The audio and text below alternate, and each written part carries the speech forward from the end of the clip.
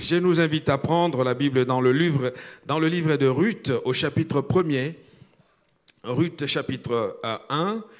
J'aimerais ce matin partager 3 éléments dans la vie de cette femme, lesquels éléments seront pour nous une base de réflexion, en même temps d'inspiration, pour que la montée divine soit réellement une montée qui sera une montée de gloire pour toi, pour moi, pour chacun d'entre nous. Il y a 2 dépassements que Ruth a pu avoir dans son parcours. Après avoir fait ces 2 dépassements, elle a atteint la 3e phase qui est la phase du positionnement. Et je veux que Dieu te positionne en cette année. La montée divine est une question de positionnement. Il y a 2 dépassements avant le positionnement. C'est ce que nous allons voir. Et si vous franchissez ces 2 obstacles, vous dépassez ces 2 événements que vous allez rencontrer partout, quel que soit l'endroit où vous serez, vous allez rencontrer ces 2 dépassements que nous inspire le livre de Ruth. Et à l'issue de ces 2 dépassements, vous allez enfin pouvoir vous positionner. Nous lisons, il est dit ceci dans Ruth au chapitre 1er, les versets 15 à 18. Tout le livre nous concerne, mais je vais faire une sélection arbitraire de quelques versets pour appuyer ce que nous allons ensemble voir aujourd'hui. La Bible dit dans Ruth, chapitre 1, versets 15 à 18, nous lisons « Naomi dit à Ruth, « Voici ta belle-sœur est retournée vers son peuple et vers ses dieux. Retourne comme ta belle-sœur. » Naomi dit, le verset se répète, Ruth répondit, « Ne me presse pas de te laisser, de retourner loin de toi. Où tu iras, j'irai. Où tu demeureras, je demeurerai. Ton peuple sera mon peuple, et ton Dieu sera mon Dieu. Et où tu mourras, je mourrai, et j'y serai enterré. Que l'Éternel me traite dans toute sa rigueur, si autre chose que la mort vient à me séparer de toi. » Naomi, la voyant décidée à aller avec elle, cessa d'insister auprès d'elle. Ruth répondit, « Ne me presse pas de te laisser retourner loin de toi, où tu iras, j'irai, je demeurerai, et où tu seras enterré, je serai enterré. » Donc ma version se répète, excusez-moi. Nous lisons verset 18. Naomi, la voyant décidée à aller avec elle, elle cessa d'insister. Amen. Nous allons prier encore avant de partager cette parole. Seigneur, nous sommes ici devant toi, en ce jour de dimanche, devant ta présence pour recevoir ce que tu as préparé pour nos vies, parce qu'il est question de la montée divine. Éternel, je prie vraiment pour que nos esprits s'ouvrent sur la réalité de ta parole et que celle-ci éclaire notre parcours, nous donne de saisir, Seigneur, pleinement ce que le trésor immense, ton trésor immense a prévu pour nos vies. Pendant que nous écoutons cette parole, Seigneur, nous savons que le Saint-Esprit a la capacité de l'appliquer d'une autre manière dans notre conscience, dans notre pensée et dans notre cœur, de sorte qu'à l'issue de ce temps, vraiment qu'il y ait quelque chose qui va nous enrager, nous permettre, Seigneur, d'être fermement résolus, parce que tu ne décrètes pas les choses pour rien. Et pour notre part, cette année est une année où nous allons expérimenter la montée divine. Sois béni, sois glorifié, Seigneur. Au nom de Jésus, nous te prions. Amen. Extraordinaire livre, nous connaissons l'histoire de cette femme, Ruth, qui est une femme qui nous inspire et qui inspire l'histoire. Une femme qui a vécu des choses extraordinaires. Une femme qui est la preuve comme quoi, même s'il vous arrivait malheur, l'avenir ne prévoit pas que le malheur. Il y a autre chose devant toi, il y a autre chose devant ta vie. Ruth est vraiment une femme qui m'inspire beaucoup parce que on va le voir dans les 3 éléments que nous allons partager en étant basé sur sa vie, que le chapitre de ta vie n'est pas complètement conclu, fini. Alors, il peut y arriver des soucis, des difficultés, mais Dieu n'a pas encore dit son dernier mot. Dieu est le Dieu de tous ceux qui s'élèvent pour être avec lui. Dieu n'est pas simplement un Dieu qui défend quelques fanatiques enragés, mais Dieu est celui qui prend part pour toute personne qui se décide de se lever pour aller avec lui. Le 31, lors de la traversée, on nous avait rappelé que Dieu avait résolu de nous faire monter cette année. Dieu avait résolu de nous donner une montée divine. Et plus que la résolution, on peut parler d'un décret parce que la résolution tient compte d'une concertation. J'aimerais te dire que le décret ne concerte personne. Et quand Dieu souverainement décrète que cette année, tu vas expérimenter la montée divine, n'en déplaise à ceux qui sont autour de toi, aucune parole ne peut à l'encontre de la parole de Dieu. Parce qu'il le dit, il va le faire. Et parce qu'il va le faire, il est important de comprendre quelques clés nécessaires qui nous permettront d'expérimenter cela. Lorsque vous regardez l'histoire, parce que la plupart des gens n'ont pas compris, et d'ailleurs nous ne sommes pas les seuls. Depuis toujours, les enfants d'Israël avaient compris que la terre promise excluait tout travail.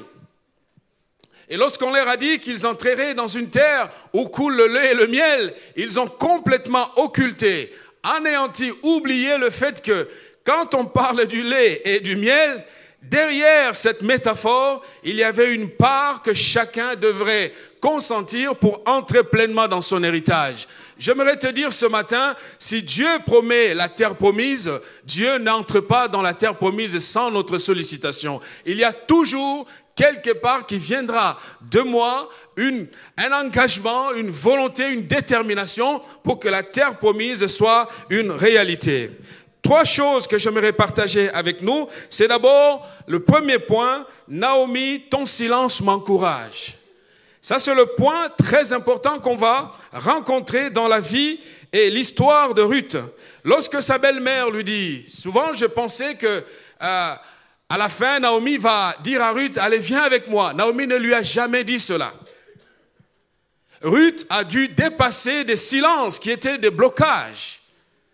Naomi ne dira jamais, si vous lisez le récit, après les insistances de Ruth à venir après elle, le verset 18 nous montre que Naomi, la voyant décider, avait allé avec elle. Elle a simplement cessé d'insister et de parler, de retourner chez elle.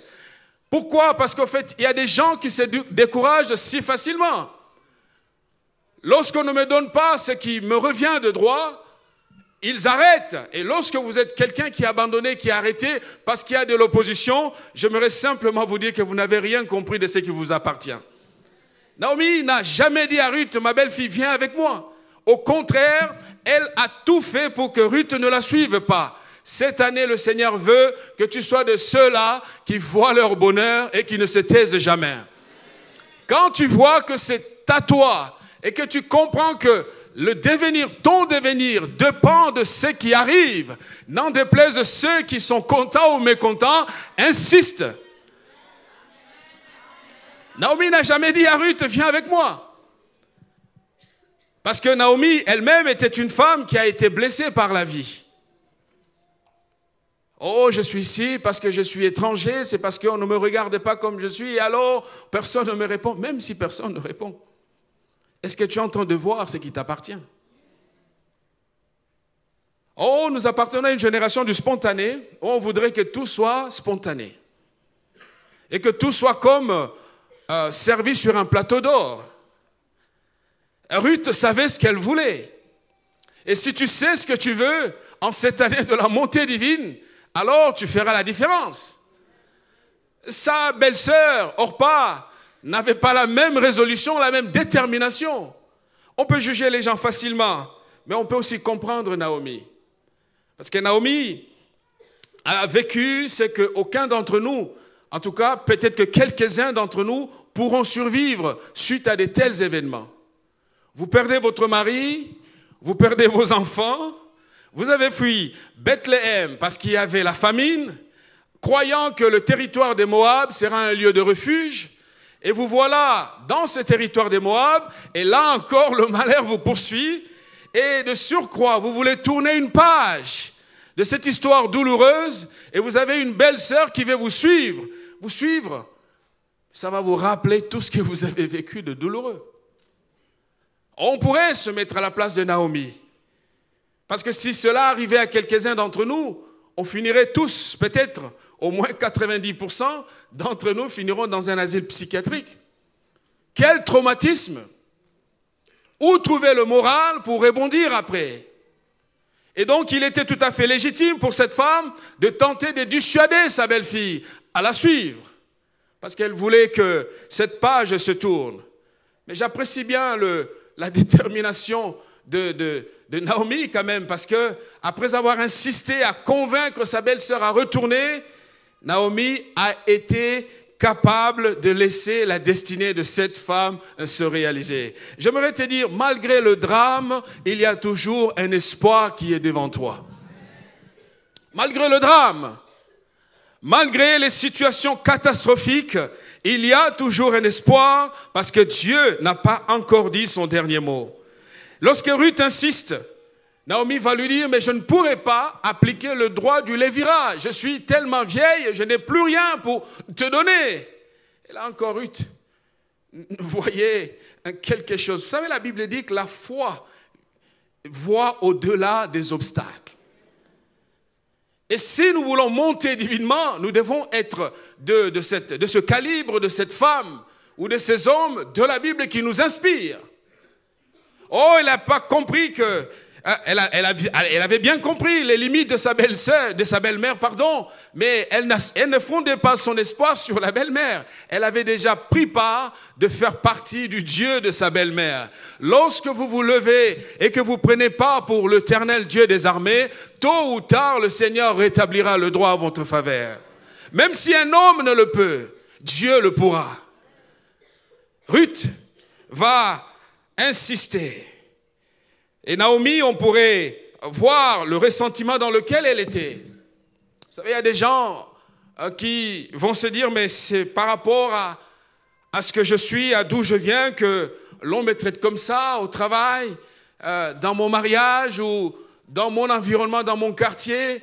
On pourrait toujours avoir des choses à dire sur ces réalités sociales. Mais j'aimerais nous appeler à dépasser ces réalités sociales et à comprendre que derrière un silence se cache ma bénédiction. Mais tout dépend de ce que je vois. Derrière le silence de Naomi se cachait la bénédiction de Ruth. Et quand Ruth l'a compris, elle ne s'est pas laissée décourager par les paroles de sa belle-mère. Parce que ses yeux étaient fixés sur la capacité de Dieu à donner un droit à celui qui a été victime des souffrances et des catastrophes. Irritation, frustration, gêne, parce que comment faire pour avoir dans son cortège une femme moabite? Les origines de Ruth étaient en sa défaveur. Comment faire et quoi expliquer? Après avoir perdu un mari, après avoir perdu les enfants, et de surcroît, après avoir fui son territoire, lorsque ce territoire était en difficulté, on amène une Moabite. La Moabite était quand même l'image de tous ces gens, surtout qu'il ne fallait pas fréquenter. Vous savez, lorsque quelqu'un en face de vous rencontre une difficulté, à peut-être vous donner ce que vous réclamez, par moment, il faut comprendre la douleur des gens. Il ne faut pas basculer dans la simplicité de dire « c'est parce que je ne suis pas de ce pays qu'on me regarde comme ça ». On peut inverser les choses dans l'autre sens, on verra que les hommes ne changent pas quel que soit l'endroit où ils sont. Dépasse les silences qu'on t'oppose. Que ce soit au travail, si tu veux divinement décoller cette année. S'il faut répondre, s'il faut répliquer, s'il faut être dans le tic-au-tac, par moment, tu peux perdre une position qui, demain, te sera favorable. Vois au-delà des limites. Vois au-delà des oppositions. Une Moabite, retour à Bethléem. Mais ce que j'apprécie beaucoup, c'est que les gens de Bethléem ont été d'une grande compréhension. La Bible dit, lorsque Ruth rentre avec sa belle-mère dans la ville de Bethléem, il n'y a pas eu un jugement de valeur.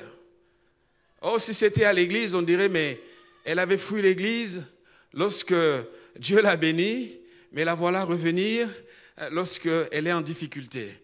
Ne soyons pas prompts à juger, ne soyons pas prompts à écarter.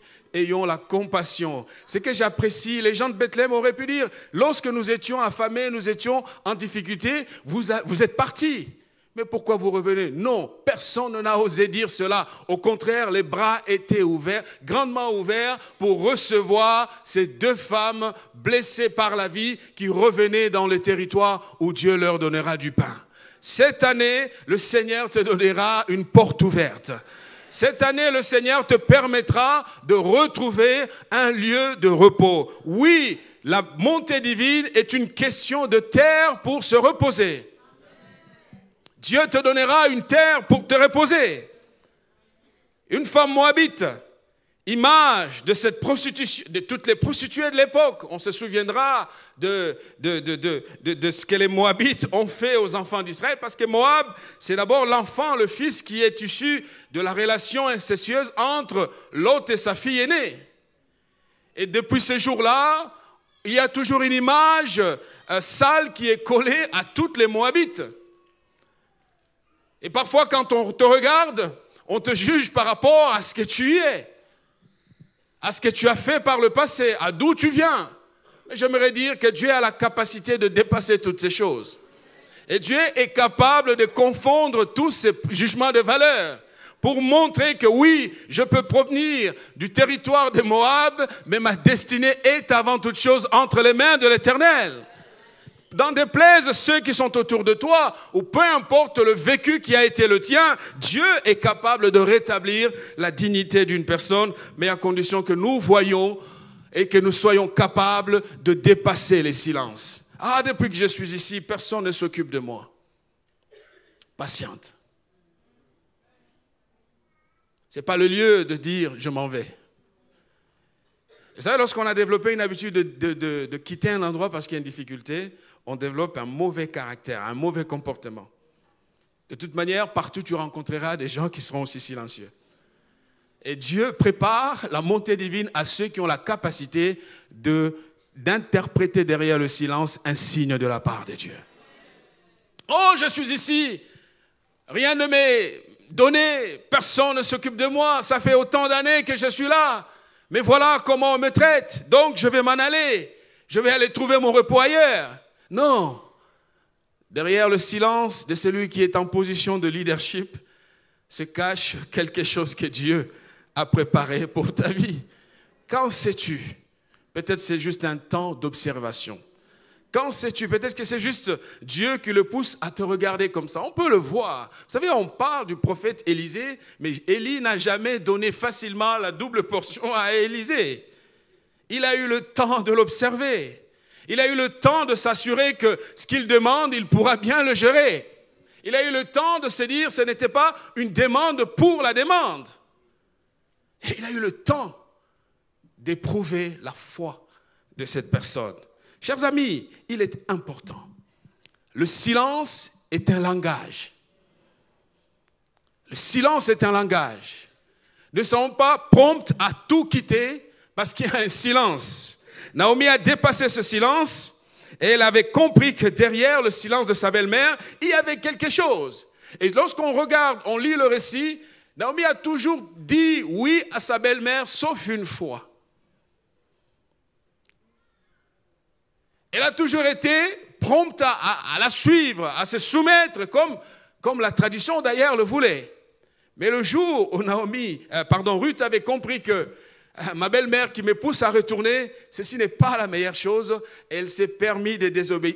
La seule désobéissance qui l'a propulsée vers sa destinée. Cher ami, Dieu veut nous inviter à savoir sentir par l'intuition, par la foi, par l'esprit, ce qui va nous propulser vers notre destinée et être capable de le saisir.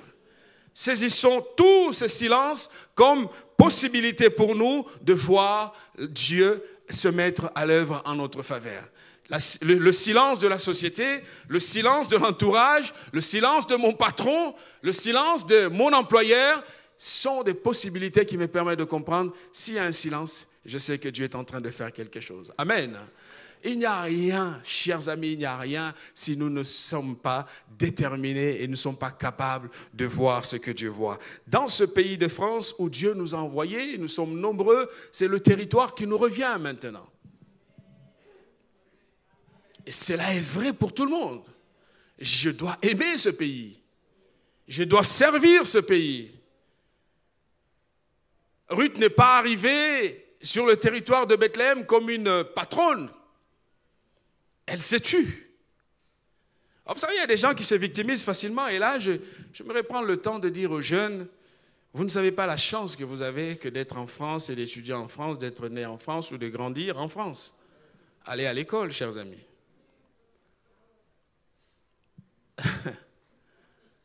Amen. Franchement, je vous envie. Ce n'est pas une mauvaise envie, hein? Allez à l'école. Ah, c'est parce que non, c'est parce que mon nom. Oui, ça peut être vrai. Mais vois au-delà de cet obstacle. Monter divinement, c'est avoir de l'ancrage dans un pays. Alléluia. Non, il faut qu'on parle au nôtre. Il faut que demain, il y ait des maires, il faut que demain, il y ait des députés, il faut que demain... Non. Les Juifs ont beau avoir la couleur de la peau blanche, mais vous savez ce qui leur arrive aussi.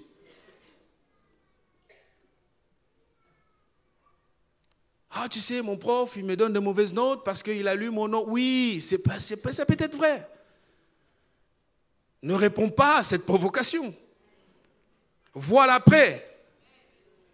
Ça s'appelle de l'intelligence, tout simplement. Je prie Dieu pour que nous soyons dotés d'une grâce, de la sagesse divine. Que Dieu nous donne d'être sages. Que Dieu nous donne d'être sages. On voudrait avoir des députés, on voudrait avoir des maires, on voudrait avoir des... On le veut.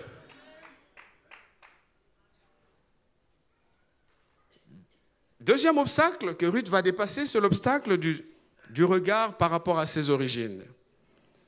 Boz a voulu enfermer Ruth dans sa nationalité.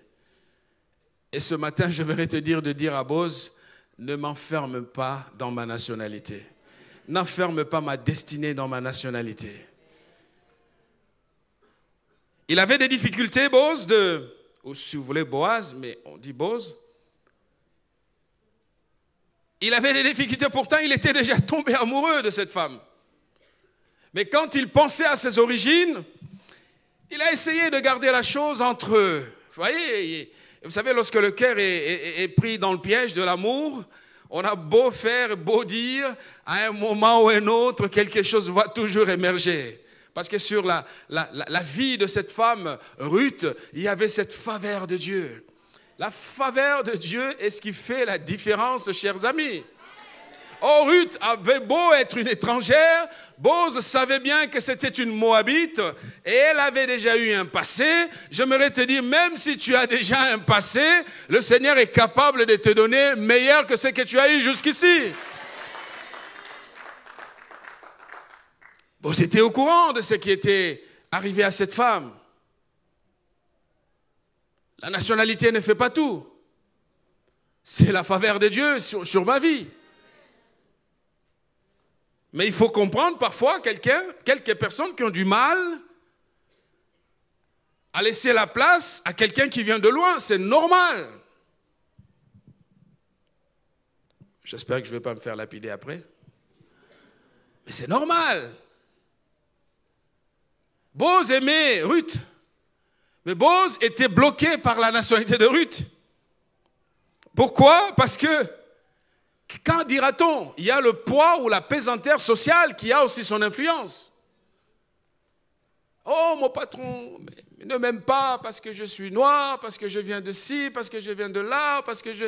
Non, non, non. Ruth n'est jamais rentrée sur ce terrain-là. Elle n'a jamais joué sur ce terrain. Elle est restée calme. Vous savez, le pasteur nous a dit le 31 décembre que la montée divine, Dieu l'a déjà décidé. c'est déjà fait. Et comment le vivre? Mon attitude me permettra soit de monter ou soit de rester. Et tout est dans ce que je vis et ce que je suis. Quelle est mon attitude? La nationalité, oui, ça peut être un frein. Ce sont des réalités partout, pour tout le monde. Ça peut être un frein, mais il faut dépasser ce frein. En regardant ce que Dieu a dit. En regardant le serment qui a été fait, qui a été pris devant Dieu. Parce que Ruth a dit, ton Dieu sera mon Dieu. Autrement dit, ton pays sera mon pays. Quand je raisonne, quand je réfléchis, je dois réfléchir comme un Français, quelqu'un qui a été envoyé ici en France pour que ce territoire soit le mien. J'aimerais dire à nous tous qui sommes ici, si chacun de nous réfléchissait à avoir ne serait-ce qu'un patrimoine ici en France, nous devenons une force. Ce n'est pas se servir de ce que la France peut me donner et me... Non.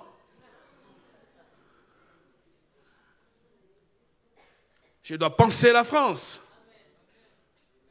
Je dois aimer la France. Je dois me battre pour m'enraciner en France. Parce que c'est là que je suis. Quand sais-tu? Peut-être que demain le Seigneur reviendra et quoi, toi tu avais des rêves dans 4 ans, mais c'est fini. Réfléchis maintenant. Alléluia. Parfois plus raciste que nous-mêmes, c'est une réalité, vous savez. N'entrez pas dans ce combat qui ne porte pas de fruits. Tu vas perdre dans ce combat. Concentre-toi au plus important. Parce que Dieu a déposé une faveur sur la vie de cette femme. Boz a essayé de cacher leur amour. Je prie Dieu que tout ce que l'on cache en ta faveur soit mis en public. Dieu le rendra public cette année pour toi. Oh, cet amour qui est vécu en cachette, Dieu veut le rendre public. Boz a tout fait, mais Dieu a rendu public cet amour. Parce que dans son cœur, ça battait. Et je prie Dieu que la faveur de Dieu qui est sur ta vie fasse bouger les lignes. Même si on a dit que dans ce mariage, elle ne rentrera pas, tu vas y rentrer parce que Dieu est avec toi. Dieu va faire bouger toutes ces lignes. Boz a essayé, Boz a tenté. Pourquoi? Parce que dans ta vie, il y a une grâce qui ne revient qu'à toi. Tu es porteur d'une grâce qui est particulière. Voilà pourquoi que les événements douloureux ne nous trompent pas et que l'on ne se dise pas que tout est fini pour moi. Non, personne ne doit t'enfermer dans ta nationalité. À vrai dire, tu viens de Dieu, tu es passé par un pays. Alléluia. La nationalité ne doit pas être un frein. Et tout dépend de comment je me comporte aussi. Frères et sœurs, ayons le regard de Ruth. Ruth a vu que c'est là ma bénédiction. Et parce que c'est là-bas que se trouve ma bénédiction, je vais y aller. Personne ne peut me regarder comme une étrangère. Et même si cela l'était au départ, mais Dieu finira par changer le cours de l'histoire. Dieu a changé progressivement le cours de l'histoire parce que Dieu avait un projet, il avait un plan pour cette femme. Et même si dans ce plan, Boz ne l'a pas compris comme ça, mais le Seigneur avait déjà préparé un territoire pour lui. Chers amis, voyons les choses avec les yeux de Dieu. Personne ne peut résister dans la collision avec la faveur de Dieu qui est sur ta vie. Si quelqu'un vient, il rencontrera cette faveur. Selon qu'il est écrit, quand l'Éternel approuve les voies d'un homme, il dispose favorablement à son égard même ses ennemis. Vous savez, si l'élément qui fait la distinction, c'est la faveur de Dieu.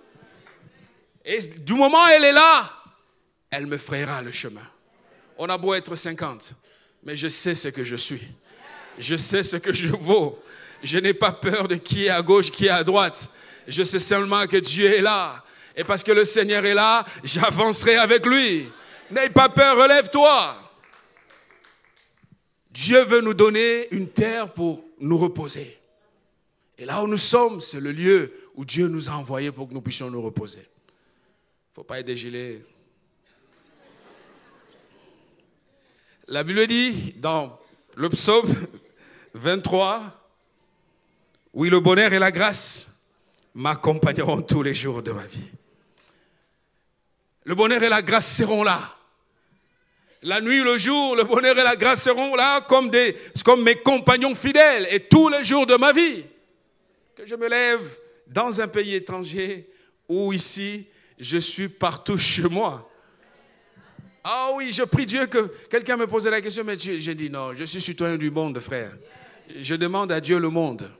Si toi, tu demandes à Dieu juste un territoire, moi, je suis partout chez moi. Je suis aux États-Unis, je suis chez moi, je suis au Congo, je suis dans mon pays d'origine, je suis en France, je suis dans mon pays, partout, je suis chez moi. Et quand je suis avec les Français, je vais raisonner en français, voilà, on y va. Quand je suis aux États-Unis, je réfléchis en Amérique. Nous sommes partout chez nous. Ne nous limitons pas. Vous savez, il y a des gens qui ont fait des choses avec un manque de sagesse et ils se sont fermés les portes. Et définitivement. Parce qu'ils ont voulu commencer un rapport de force avec un plus fort qu'eux. Tant que tu n'as pas encore atteint un poids social, apprends à... et à attendre. Imaginons que demain, tu as 5 maisons en France. Ça va? L'ISF va t'identifier déjà. Et quand tu cries, on t'entend. Ça va? Mais tu n'as encore rien. Et tu commences des revendications qui ne vont aboutir à... Ça s'appelle un manque de sagesse. J'aimerais que Dieu nous aide à décoller cette année, à monter. Et on commence à parler lorsqu'on atteint un poids social. Ruth est le modèle d'intégration parfaite. J'aimerais vraiment nous implorer à nous intégrer parfaitement. Ruth est le modèle d'intégration. Elle ne bascule pas dans « Ah oui, vous me traitez par rapport à ce que je suis. Ici, on ne m'aime pas. Ici, ils sont tous comme ça. D'ailleurs, je ne vais pas aller travailler. » Si elle avait fait cela, elle n'aurait pas rencontré Boaz. Alléluia. Ah, il y a ces choses parmi nous. Mais ce n'est pas comme ça que nous allons divinement monter. Soyons impliqués, soyons présents. Dans les associations de la ville, soyons présents. Vivons en paix avec les voisins qui sont autour de nous. Modérons un peu la musique de chez nous. C'est simple. Manger un peu de fromage aussi, c'est bien.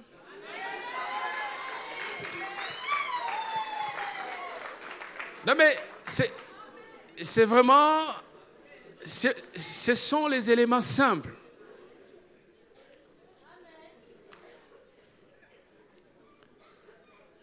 Plutôt que de faire que la nourriture de chez... Et ça crée un conflit avec le voisin de palier. Le jour lui dit, viens dans mon église, il ne vient pas. Parce que déjà, tu l'as épuisé avec sa façon de faire, la musique à fond. Ruth n'a pas regardé ses origines comme un problème. Il ne faut pas que ton origine soit un problème. Ça commence avec toi-même. Et donc, ne te plains pas en disant, on me dit ça parce que... Non, ça existe aussi. On le dit aussi aux Juifs, on le dit aussi aux autres. On le dit aussi aux Chinois. Maintenant, les Chinois, ils sont les mal-aimés maintenant. On le dit à tout le monde. C'est un principe normal. C'est la différence. C'est la peur de l'autre qui arrive. On veut simplement comprendre d'où il vient, qu'est-ce qu'il vient faire. Et pendant ce temps d'apprentissage réciproque, on apprend à se calmer. Alléluia.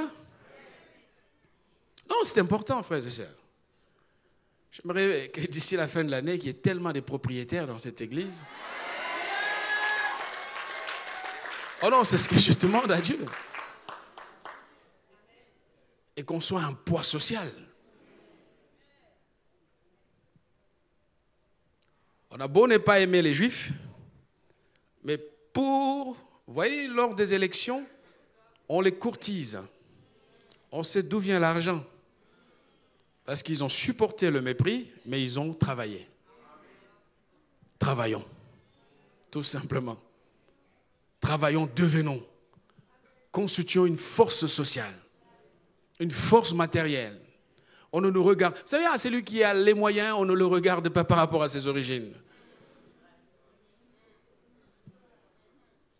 Dernièrement, je suis allé acheter un billet d'avion. J'arrive, on me pose la question, monsieur, vous avez quelle carte? J'étais à la société. Je dis, je suis carte telle. Ah, on m'a pris, on m'a emmené dans un salon, on m'a fait asseoir, et on a commencé à me demander ce que je voulais avant que j'achète mon billet d'avion. On m'a servi du café. Vous savez, la vie est injuste. Hein? Non, mais c'est vrai, la vie est injuste. Mais j'étais le seul noir, mais il y avait des blancs partout. Mais il y a eu un traitement par rapport à la carte que je détiens. Ah, je me dis, mais ça fait aussi plaisir.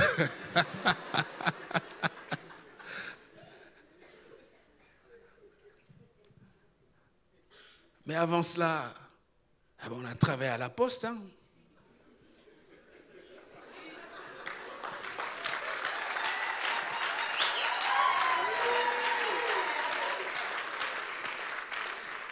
Amen.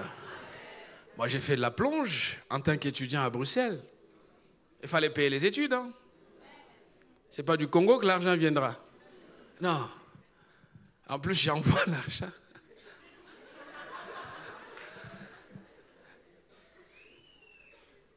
Non, je suis en train de parler, surtout les jeunes, comprenez-moi très bien. Vous êtes notre force. Il faut se taire, se calmer, se battre. Le travail parlera. Tout simplement.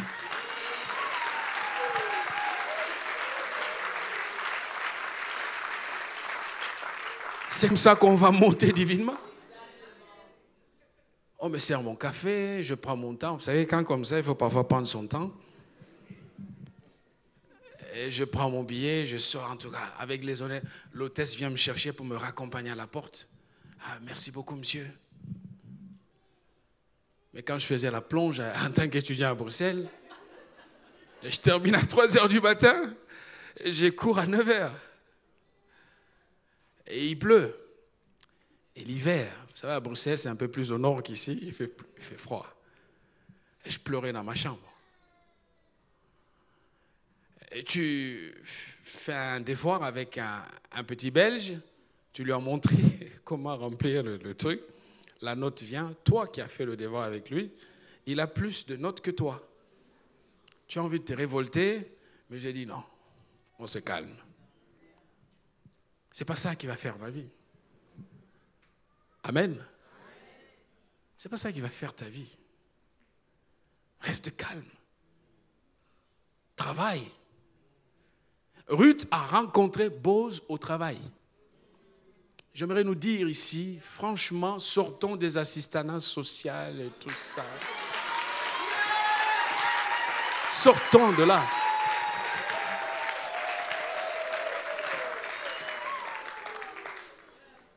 Sortons de là. Dieu, la montée divine, c'est que Dieu veut que tu sois une source qui génère les moyens pour ta vie, pour ta famille, pour ta communauté, partout où tu es. Lorsqu'on t'assiste socialement et demain à la retraite, ça sera comment? Comment ça va être? On ne veut pas être qu'une église avec des gens, des slogans. On veut être aussi une force matérielle dans l'église.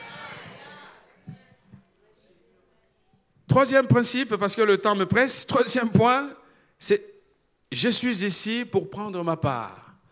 Lorsque Ruth était arrivée, elle n'a plus bougé de là. Oh, les gens pensent qu'on est là pour un temps, oui. Boz va dire à Ruth, au chapitre 2, versets 8 à 12, Boz dit à Ruth, écoute ma fille, ne va pas glaner dans un autre champ. Parce que cette femme était une femme qui travaillait, qui a compris la valeur travail. Et Dieu l'a bénie derrière la valeur travail. Nous ne pouvons pas continuer à être assistés. On me donne des allocations pour un temps. Et quand demain je ne serai pas en position d'avoir ces allocations, que deviendra ma vie? Et de toute façon, ces pensées se calculaient pour me faire dépendre de leur, entre guillemets, générosité. Je vais avoir ma liberté. Je vais avoir ma capacité à décoller, à monter divinement, à être entrepreneur, à être chef d'entreprise, à être une femme d'affaires, à être une femme cadre, un homme cadre, ici à l'église. Quand mon banquier entend ma voix, il sait que je suis là. Que je lui envoie un mail, il me répond, il m'appelle tout de suite. Parce qu'il sait que si je pars de chez lui, c'est compliqué. Alléluia. Boaz dit à Ruth, écoute ma fille, ne va pas glaner dans un autre champ, ne t'éloigne pas d'ici. Vous savez, Boaz était pris dans le piège déjà. Le cœur parlait déjà. Alors c'est ça la faveur, frères et sœurs. Vous savez, lorsque vous avez la faveur, on va refuser à 10 000, mais lorsque tu pointes, on te le donne à toi. Parce que quelque chose est sur ta vie. La faveur de Dieu. On a beau être 50, mais je sais que Dieu est avec moi. Je n'ai pas peur. Il dit, ne va pas loin. Reste avec mes servantes. Il a pris le soin de l'éloigner de tous les éléments qui auraient pu perturber ce qu'il pensait déjà de la femme. Tu seras maintenant avec mes servantes.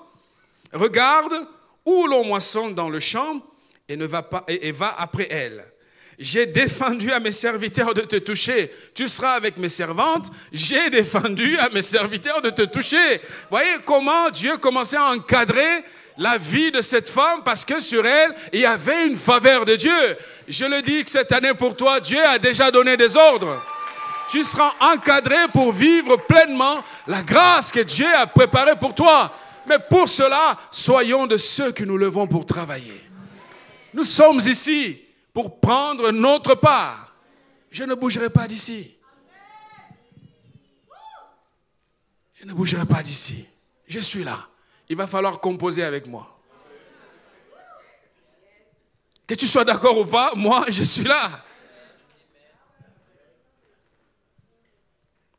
J'ai défendu à mes serviteurs de te toucher, et quand tu auras soif, tu iras au vase et tu boiras ce que les serviteurs auront puisé. Au départ, elle est arrivée comme une servante, mais avec le temps, on commençait à être à son service. J'aimerais te dire que dans ce pays, Dieu fera en sorte qu'on soit à notre service. Si tu aimes ce pays et tu le prends pour le tien, et que tu travailles de tout ton cœur, en aimant ce territoire, en travaillant, Dieu te donnera des servantes, Dieu te donnera des serviteurs, parce qu'il va te lever, il va te positionner pour que tu sois une force dans le territoire où tu es. Oui, il a donné des ordres.